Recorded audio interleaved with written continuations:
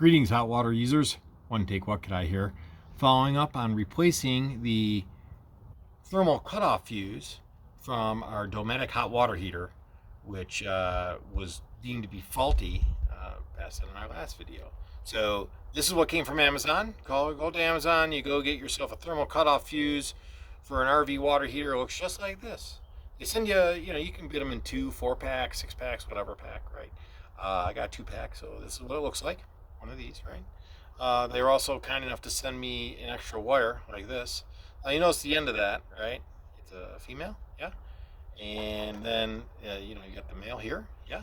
And the male goes into the female, right? And you'd like to think that that would just hold, right?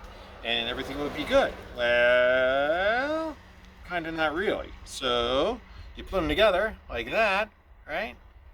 They're all together in the way they're supposed to be. And then, if I let it go and give it a little shake, it just comes apart, right? So, same problem. Switching over to the actual unit. This is where the fuse would go in here and then hooked up to there, right? To the male there, right? So this female goes on that male just fine. But when this male goes in this female, same deal, right? Just shakes right out. Right, you're going down the road, sparks are flying, just falls right out, right? So absolutely useless. So what do we do? What am I going to do about that? Well,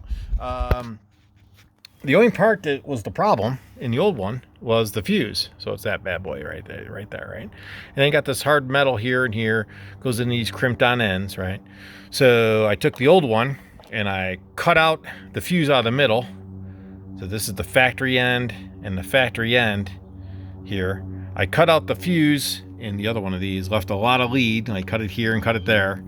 And then on the factory, I cut it real close to the fuse so that I would have a lot of lead end. In fact, this is one of the ends, right? So I had a lot of lead, and then I just used a connector, and then I put a piece of shrink wrap on top of the connector to make it work. And then she's just gonna. Now I'm using the same factory end, so she'll sit in here nicely and seat in here nicely. Fast forwarding here, I needed both hands to do that. Just a little, just jammed it on there, right? And so you see this, like it's nice and it's water, I don't know, let's call it water resistant, right? I'm not going to get excited and say it's waterproof, right? But that was the end that came with the rig. And then she just goes on here with the same end, came with the rig. Jam that thing on there and shazam, right?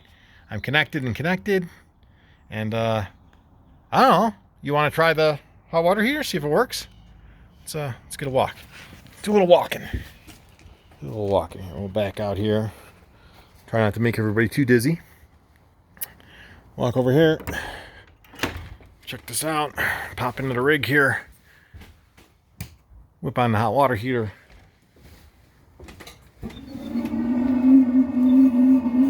Oh, look at it. It's the howl. It's the howl of hot water coming my way.